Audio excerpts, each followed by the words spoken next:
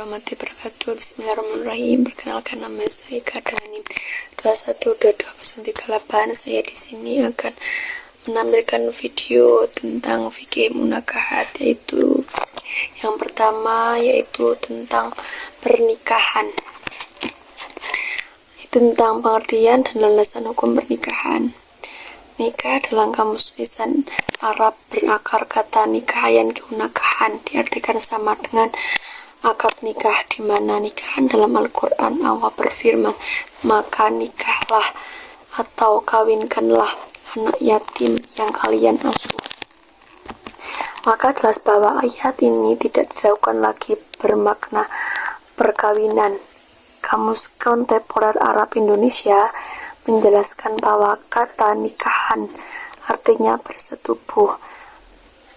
Pernikahan, kawin, atau dalam kamus bahasa Indonesia mengartikan nikah sebagai ikatan akad perkawinan yang dilakukan sesuai dengan ketentuan hukum dan ajaran agama.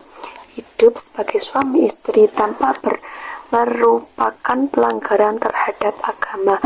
Sedangkan kata kawin membentuk keluarga dengan lawan jenis, bersuami dan beristri, dijadikan melakukan hubungan kelamin bersetubuh. UU nomor 1 tahun 1974 pasal 1 dinyatakan bahwa perkawinan ialah ikatan lahir batin antara seorang pria dengan seorang wanita sebagai suami istri dengan tujuan membentuk keluarga rumah tangga yang bahagia dan kekal berdasarkan ketuhanan yang Maha Esa. Kompilasi Hukum Islam KHI pasal 2 dinyatakan bahwa perkawinan menurut hukum Islam adalah pernikahan, yaitu akad yang sangat kuat atau misakon golidon untuk menaati perintah Allah dan melaksanakannya merupakan ibadah. Selanjutnya pasal 3 menjelaskan bahwa perkawinan bertujuan untuk mewujudkan kehidupan rumah tangga yang sakinah mawaddah warahmah. Berdasarkan pengertian tersebut, perkawinan mengandung aspek akibat hukum. Melangsungkan perkawinan ialah saling mendapat hak dan kewajiban, serta bertujuan mengadakan hubungan pergaulan yang dilandasi tolong-menolong. Karena perkawinan termasuk pelaksanaan agama, maka di dalamnya terkandung adanya tujuan maksud mengharapkan keridhaan Allah Subhanahu wa Ta'ala. Selanjutnya ada dasar hukum perkawinan. Islam mengajarkan umatnya untuk melaksanakan pernikahan dengan berbagai bentuk ajaran.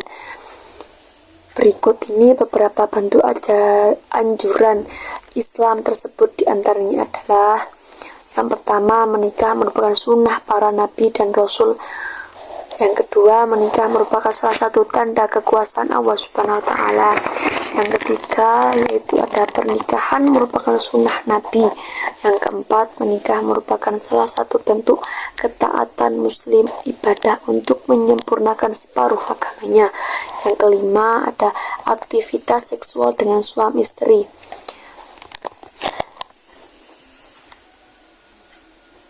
Hal ini didasarkan hadis yang diriwayatkan oleh Muslim dari Abu Dzar radhiyallahu an. Yang selanjutnya ada pernikahan dan syarat pernikahan. Jumhur ulama sepakat bahwa rukun pernikahan terdiri atas: yang pertama, ada calon mempelai pengantin pria; yang kedua, ada calon mempelai pengantin wanita; yang ketiga, wali dari pihak calon pengantin wanita; yang keempat, 2 orang saksi; dan yang terakhir, ijab qabul. Secara rinci, masing-masing rukun di atas akan dijelaskan syarat sebagai berikut. Syarat-syarat calon mempelai pengantin pria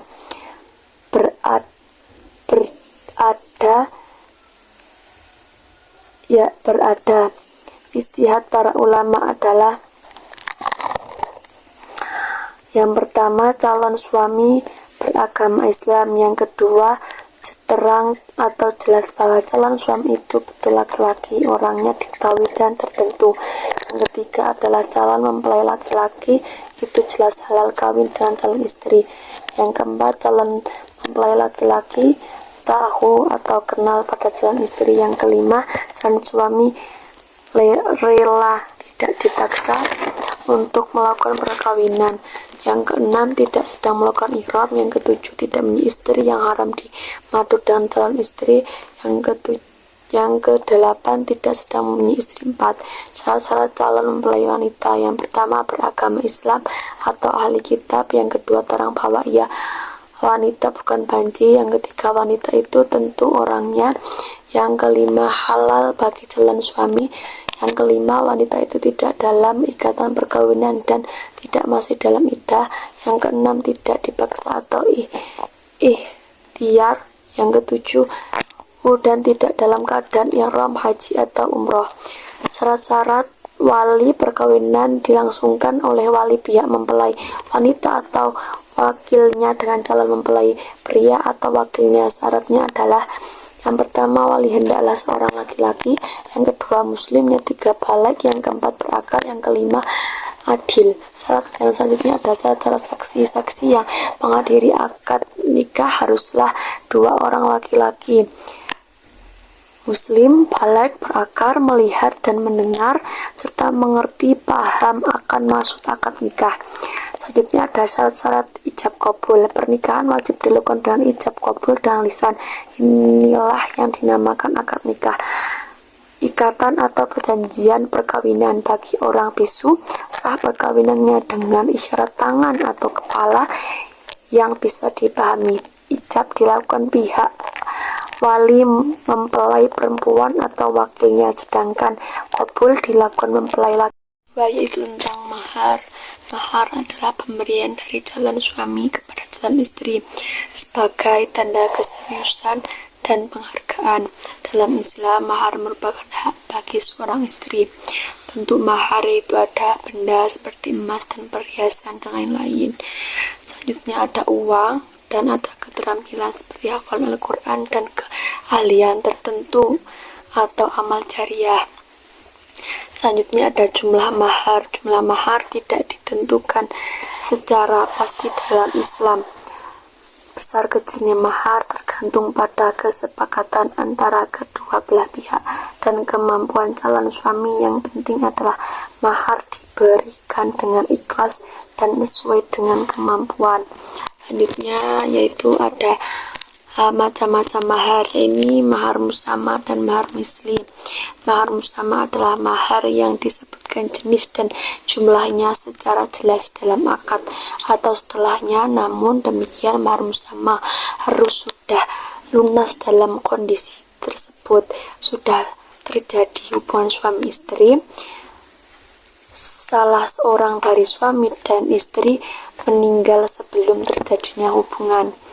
Selanjutnya, mahar misli adalah mahar yang jumlah dan jenis bentuknya sebagaimana mahar yang berlaku di kalangan keluarga atau lingkungan istrinya. Mahar jenis ini diberikan dalam 3 kasus. Yang pertama, nikah tafwid, yaitu pernikahan yang tidak menyebutkan mahar dan akad. Yang kedua, ada kesepakatan bentuk pernikahan tanpa mahar. Yang ketiga, mahar yang disebutkan dalam akad. Yang keempat, seluruh ulama sepakat bahwa sepanjang sudah terjadinya hubungan suami istri dalam pernikahan wasit, maka suami wajib membayar mahar misli dan menghubungkannya dengan terjadinya hubungan suami istri. Dari bab 3 yaitu wanita yang haram dinikahi sementara dan wanita yang haram dinikahi selamanya. Wanita yang haram dinikahi sementara adalah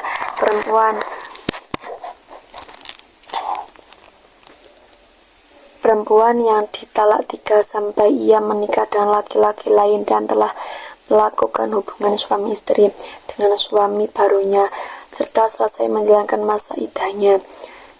Yang kedua, perempuan yang sedang terikat pernikahan atau sedang dalam masa iddah. Yang ketiga yaitu menikahi wanita musyrik. Yang keempat yaitu menghimpun 2 orang bersaudara atau yang memiliki hubungan mahram seperti bibi dengan keponakan. Yang kelima yaitu menikahi lebih dari 4 orang perempuan. Selanjutnya ada wanita-wanita yang haram dinikahi. Sebab-sebab wanita haram dinikahi ada 2. Yang pertama, sebab yang menjadikannya haram dinikahi selamanya yaitu karena adanya pertelan darah seman semenda dan saudara susun. Kedua, sebab yang menjadikannya haram dinikahi sementara waktu wanita-wanita yang haram dinikahi selamanya. Yang pertama ada pertalian darah, yang kedua adanya pertalian samenda atau pertalian keluarga karena perkawinan musyaharah. Yang haram dinikahi selamanya ada 4. Yang pertama istrinya bapak, yang kedua istrinya anak, yang ketiga orang tua atau istri mertua, yang keempat yaitu anak dari istri yang sudah dikumpuli anak tiri terus ke bawah, adanya pertalian susun. Selanjutnya yaitu bab 4 tentang macam-macam menikah. Yang pertama yaitu menikah wanita hamil karena zina. Seluruh ulama sepakat bahwa seseorang boleh menikahi wanita yang telah berzina dengannya jika wanita itu dalam keadaan hamil dan anak yang dikandungnya lahir 6 bulan atau lebih dari akad, maka nasab anak itu dinisbatkan kepadanya, laki-laki yang menghamili dan menikahi. Tapi jika anak itu lahir kurang dari 6 bulan dari terjadinya akad, maka nasab anak itu tidak bisa dinisbatkan kepadanya, melainkan kepada ibunya, kecuali ia mengatakan bahwa anak itu adalah anaknya dan tidak menjelaskan bahwa anak itu lahir dari perbuatan zina, karena pengakuan itu melahirkan berbagai kemungkinan, diantaranya terjadinya akad terdahulu atau terjadinya persetubuhan syabhat. Selanjutnya ada nikah siri. Siri atau berasal dari bahasa Arab yang berarti rahasia. Dalam sejarah hukum Islam, istilah nikah siri berasal dari ucapan Umar bin Khattab ketika diberitahu bahwa telah terjadi pernikahan yang tidak dihadiri oleh saksi kecuali orang laki-laki dan perempuan. Maka ia berkata, "Ini nikah siri, aku tidak membolehkannya, dan sekiranya aku datang pasti aku rajam, dilempar dengan batu." Merujuk pada pernyataan Umar tersebut, nikah siri dalam fikih diartikannya sebagai nikah yang tidak dihadiri oleh saksi sehingga ia tidak sah secara syar'i atau dihindari saksi, namun tidak sesuai dengan persyaratan sebagaimana kasus di atas. Pernikahan yang dihadiri saksi tapi disembunyikan dalam pandangan Imam Malik juga disebut pernikahan siri dan harus dinyatakan sesuai dasar pandangan Imam Malik. Selanjutnya ada nikah dengan non-muslim. Pernikahan dengan non-muslim adalah pernikahan dengan seorang musyrik dengan ahli kitab. Musyrik adalah kaum yang tidak menganut agama samawi atau menyembah benda-benda tersebut. Jumhur ulama berpendapat bahwasanya seorang muslim atau muslimah diharamkan atau menikahi perempuan atau laki-laki dari kalangan penyembah berhala serta menjauhi menyembah api, yaitu kaum musyrik. Selanjutnya ada nikah sighar. Terjadi ketika seseorang menikahkan anak perempuannya atau wanita yang ada dalam hak perwaliannya dengan syarat laki-laki tersebut menyerahkan perempuan yang ada dalam perwaliannya, misalnya anak atau adik perempuannya, untuk dinikahinya dengan tanpa mahar. menjadikannya masing-masing mempelai wanita sebagai mahar. Dengan demikian, dalam pernikahan ini tidak ada mahar karena pertukaran mempelai tersebut berlaku sebagai mahar. Dengan kata lain, maharnya adalah kelamin. Kelamin mempelai. Pernikahan model ini sebenarnya model pernikahan yang terjadi di zaman jahiliyah. Selanjutnya yaitu nikah mut'ah, adalah pernikahan yang dilakukan seorang untuk jangka waktu tertentu, misalnya 1 tahun atau 1 bulan, 1 hari, dan lain-lain. Pernikahan ini disebut mut'ah karena dilakukan semata. Dari bab 5 yaitu tentang fasik. Sebagaimana disebutkan di atas, salah satu bentuk putusnya perkawinan adalah fasik. Secara bahasa, fasik berarti pengurangan atau pemisahan. Adapun secara istilah, fasik berarti melepaskan kaitan akad atau menghilangkan hukum akad dari asalnya menjadi kembali seperti sedia kala. Dengan demikian, jika terjadi fasik dalam pernikahan, maka suami istri kembali kepada semula sebagai 2 orang yang tidak punya ikatan apapun. Bab 6 yaitu tentang nusus suami dan istri. Nusus dalam konteks rumah tangga mengacu pada ketidaktaatan atau pembangkangan salah satu pasangan terhadap kewajiban dan hak pasangan, baik suami maupun istri dapat melakukan nusus. Yaitu bab 8 tentang huluk. Huluk adalah sekalipun talak berada di tangan suami dan merupakan hak suami, namun istri juga dapat mengajukan gugatan putus nikah yang disebut huluk. Huluk adalah tuntunan cerai dari istri dengan cara membayar iwat atau uang tebusan kepada suami. Sementara ahli fikih mendefinisikannya huluk dengan cerai yang dijatuhkan seorang suami terhadap istrinya dengan mendapatkan imbalan. Ulama lain mendefinisikannya dengan perceraian antara suami istri disertai dengan pemberian sejumlah harta dari istri dengan menggunakan lafal tertentu. Bab 6 yaitu tentang nusus suami dan istri.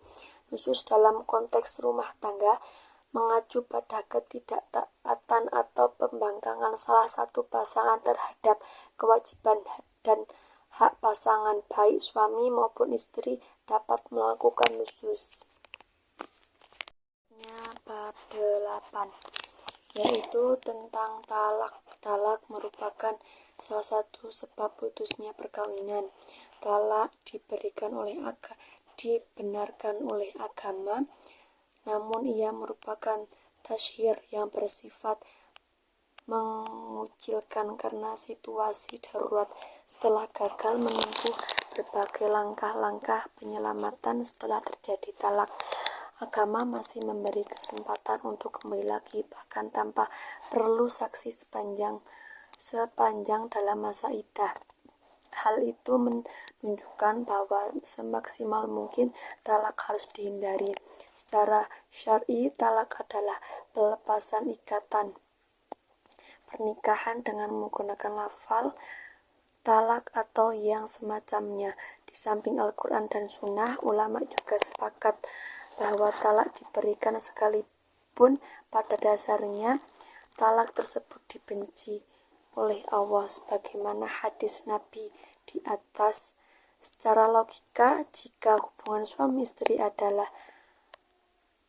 tidak dapat diperbaiki, maka mustahil dipertahankan karena hanya akan mengakibatkan mudarat bagi kedua belah pihak. Selanjutnya ada rukun syarat talak. Rukun talak menurut Hanafiyah hanya 1, yakni lafal talak.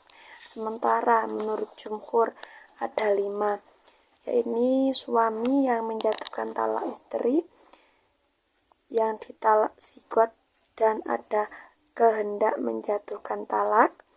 Yang kedua, adapun syarat sah menjatuhkan talak.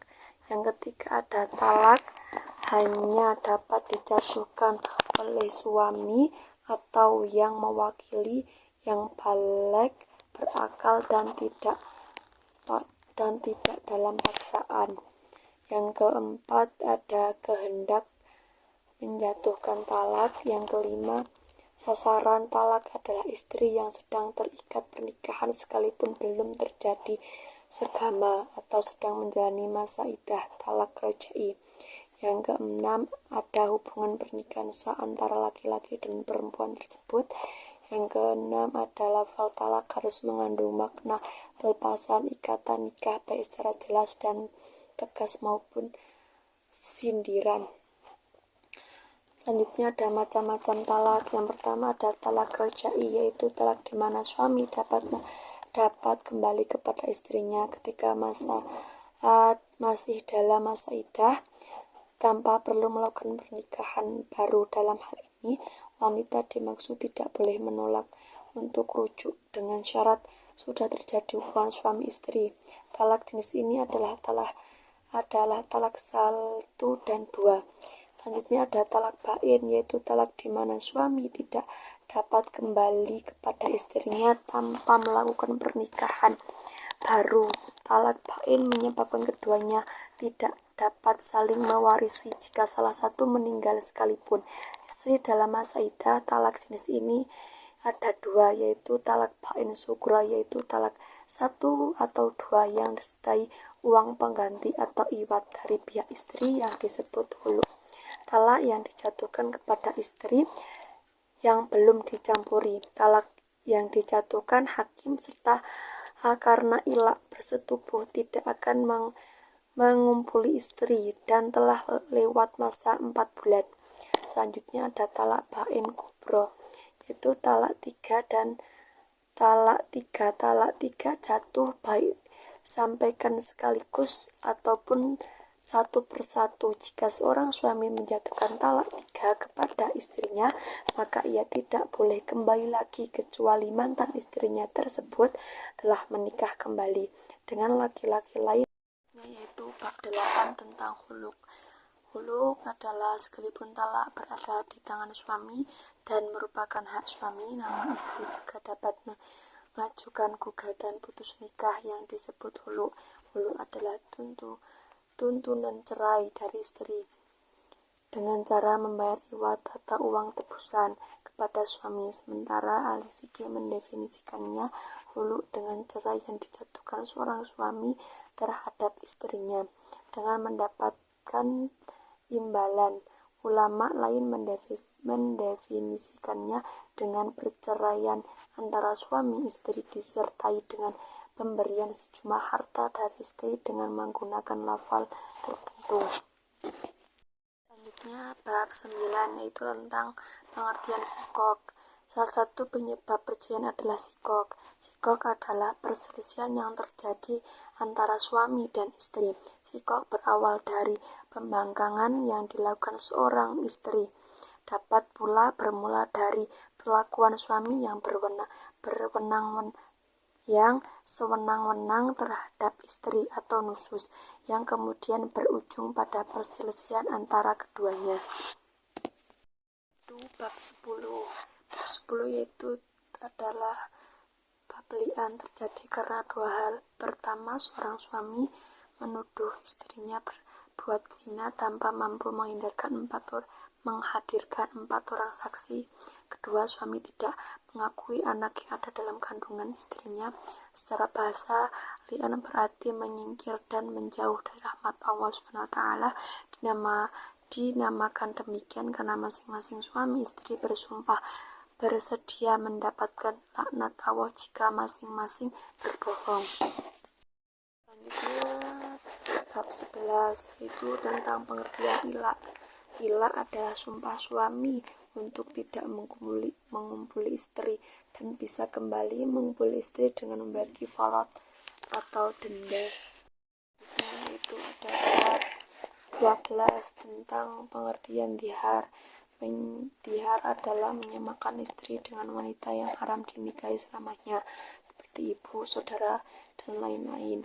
Haram mengumpuli istri atau segala macam bentuk bermesraan wajib membayar kifarat jika ingin kembali mengumpulinya. Yaitu bab 13 tentang rujuk. Rujuk secara bahasa adalah kembali, secara istilah menurut Hanafiyah adalah memperpanjang atau meneruskan hubungan suami istri pada masa iddah talak rajai. Hal ini sejalan dengan pernyataan Al-Quran yang tetap menyebut istilah suami kepada para suami yang telah menceraikan istri yang masih dalam masa iddah talak rajai. Kesimpulan bahwa ikatan suami istri berakhir setelah jatuh talak dan rujuk mengembalikan ikatan yang telah berakhir itu. Hal ini sejalan dengan prinsip bahwa talak mengharamkan yang dihalalkan saat pernikahan. Namun demikian, definisi di atas setidaknya sepakat dalam dua hal. Pertama, istilah rujuk adalah kembali kepada istri ketika masih dalam masa iddah. Jika kembali di luar masa iddah tidak disebut rujuk. Kedua, rujuk tidak perlu akad baru. Selanjutnya ada syarat rukun rujuk. Yang pertama, rujuk suami disyaratkan karena kemauannya sendiri, bukan karena dipaksa. Islam dan sehat akal. Adanya saksi, adanya sigot atau lafal atau ucapan merujuk yang dapat dimengerti dan tidak ambigu. Syarat rujuk adalah suami yang akan merujuk harus baligh, dewasa, dan memiliki akal sehat. Rujuk harus dilakukan dengan niat memperbaiki hubungan. Rujuk harus dilakukan dalam masa iddah talak rajai. Rujuk harus dilakukan suami. Rujuk harus disaksikan oleh dua orang saksi. Rujuk harus dilakukan dengan mengucapkan sigot atau lafal atau ucapan rujuk yang dapat dimengerti dan tidak ambigu. Cara-cara rujuk yaitu ulama berbeda pendapat tentang cara rujuk suami kepada istri. Pertama, menurut jumhur, rujuk dapat dilakukan dengan lisan atau perbuatan. Kedua, menurut Syafi'iyah dan salah satu riwayat Ahmad, rujuk hanya dapat dilakukan dengan lisan. Jika dalam masa iddah mereka melakukan hubungan suami istri tanpa adanya pernyataan rujuk, maka hukumnya haram. Selanjutnya yaitu dan suami wajib membayar mahar mithli atau mahar sebagaimana berlaku di kalangan keluarga istri. Selanjutnya yaitu ada bab 14 tentang iddah. Sebagai konsensual putusnya pernikahan, maka seorang wanita harus menjalani masa iddah. Secara bahasa iddah berarti hitungan. Secara istilah, iddah adalah masa seorang wanita menunggu untuk mengetahui kekosongannya rahim, di mana pengetahuan ini diperoleh dengan kelahiran atau dengan hitungan bulan atau dengan perhitungan quru, suci atau haid.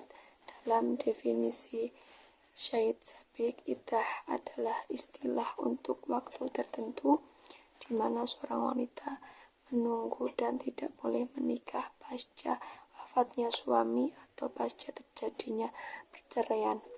Namun demikian, masa iddah tersebut berbeda berdasarkan keadaan masing-masing. Yang pertama, masa iddah jenisnya cerai hidup, keadaannya tidak hamil, sudah dicampuri dan belum menopause. Masa iddahnya 3 kali suci atau haid. Dasar hukumnya Quran Surah Al-Baqarah ayat 22. Selanjutnya yaitu ada jenis cerai hidup, keadaannya hamil, masa iddahnya sampai melahirkan. Dasar hukum Quran Surah At-Talaq ayat 65. Selanjutnya ada cerai hidup, keadaannya monopause atau belum atau tidak pernah haid, masa iddahnya 3 bulan. Dasar hukum Quran Surah At-Talaq ayat 65.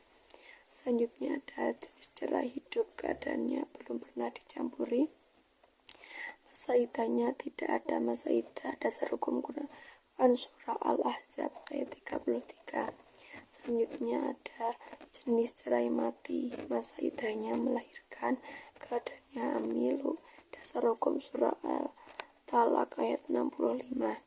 Jenis cerai selanjutnya ada jenis cerai mati, keadaannya tidak hamil, masa iddahnya 4 bulan 30 hari. Dasar hukum surah Al-Baqarah ayat 2. Selanjutnya ada jenis cerai mati, keadaannya mau nebas atau belum dan tidak pernah haid, masa iddahnya 4 bulan 10 hari. Dasar hukumnya Quran surah Al-Baqarah ayat 2. Selanjutnya ada cerai mati, keadaannya belum pernah dicampuri, masa iddahnya 4 bulan 10 hari. Dasar hukumnya Quran surah Al-Baqarah ayat 2. Yaitu ada bab 15 tentang quru. Quru adalah kata dalam bahasa Arab yang memiliki arti waktu atau masa. Kata lain memiliki makna yang gada, yaitu haid dan suci. Karena quru memiliki perbedaan pendapat di kalangan ulama. Yang pertama ada kelompok Syafi'iyah mengartikan quru sebagai suci sehingga mewajibkan iddah wanita yang ditalak 3 kali suci. Yang kedua yaitu ada kelompok Hanafiyah mengartikan quru sebagai haid sehingga mewajibkan iddah yang ditalak selama 3 kali haid. Yaitu bab 16 tentang nafkah. Nafkah adalah apa yang dibelanjakan seseorang untuk keluarganya. Secara bahasa, nafkah berarti mengeluarkan dan pergi. Ulama sepakat bahwa para suami wajib memberikan nafkah secara fisik maupun batin terhadap istri dan anaknya, kecuali jika para istri tersebut melakukan nusyuz. Syarat wajib nafkah yaitu yang sebagaimana disebutkan oleh suami wajib memberikan nafkah kepada istri, termasuk akibat ketika istri dalam masa iddah. Ada 3 kondisi istri berhak mendapatkan nafkah. Yang pertama yaitu istri dalam pernikahan sah. Yang kedua, wanita yang sedang menjalani masa iddah akibat talak raj'i. Yang ketiga yaitu wanita yang sedang menjalani masa iddah akibat talak bain atau ditinggal mati jika dalam keadaan hamil. Adapun syarat pemberian nafkah, yang pertama, wanita tersebut menyerahkan diri sepenuhnya kepada suaminya. Yang kedua adalah istri tersebut dapat melakukan hubungan suami istri. Yang ketiga yaitu pernikahan tersebut merupakan pernikahan sahih. Yang keempat yaitu istri tersebut dapat menjaga hak suami yang harus dipenuhinya. Selanjutnya ada bab 17 tentang hadonah. Pengertian hadonah adalah mendidik anak yang dilakukan oleh orang yang berhak untuk mendidik atau mendidik yang dan menjaga orang yang tidak bisa mengurus dirinya sendiri dari hal-hal yang dapat menyakiti dirinya karena tidak tamyiz seperti anak kecil, orang tua, serta orang gila. Hadonah hukumnya wajib, sebab meninggalkan hadonah akan menyebabkan celaka mereka yang seharusnya diasuh. Namun demikian, sekalipun perempuan lebih lembut, halus, dan lebih sabar serta dekat dengan anak. Selanjutnya yaitu bab 18 tentang legalitas perkawinan di Indonesia. UU Perkawinan Nomor 1 Tahun 1974 Pasal 7 Ayat 1, perkawinan hanya diizinkan bila pihak pria mencapai umur 19 tahun dan pihak wanita sudah mencapai usia 16 tahun. KUPI atau Kongres Ulama Perempuan Indonesia dalam Kongres di Cirebon 25-27 April 2017 dalam rekomendasinya, KUPI mengusulkan agar supaya batas usia minimal bagi wanita adalah 18 tahun. Rekomendasi tersebut tidak semata berdasarkan pandangan keagamaan, tapi juga berdasarkan fakta di lapangan bahwa pernikahan anak banyak menimbulkan madharat. Selanjutnya itu ada bab 19, yaitu membahas tentang kafah. Secara bahasa, kafah kafah berarti kesamaan dan kesetaraan. Setara istilah ulama fikih mendefinisikannya dengan kesetaraan antara suami istri dalam hal tertentu untuk mencegah terjadinya pertikaian. Berdasarkan penjelasan di atas, dapat dipahami bahwasanya akad nikah tetap sah sekalipun tidak terdapat kafah. Hanya saja wali dapat mengajukan pembatalan pernikahan jika ia memandang bahwa hal tersebut menyebabkan penderitaan bagi putrinya dan keluarganya. Setara kafah dapat dijadikan sebagai alasan untuk mengajukan pembatalan pernikahan jika walinya menikahinya dengan laki-laki yang tidak kufu atau seimbang. Dengan demikian, menurut pandangan jumhur, kafah merupakan hak wanita dan walinya. Presentasi dari saya, jika ada kata yang salah saya mohon maaf. Sekian, wassalamualaikum warahmatullahi wabarakatuh.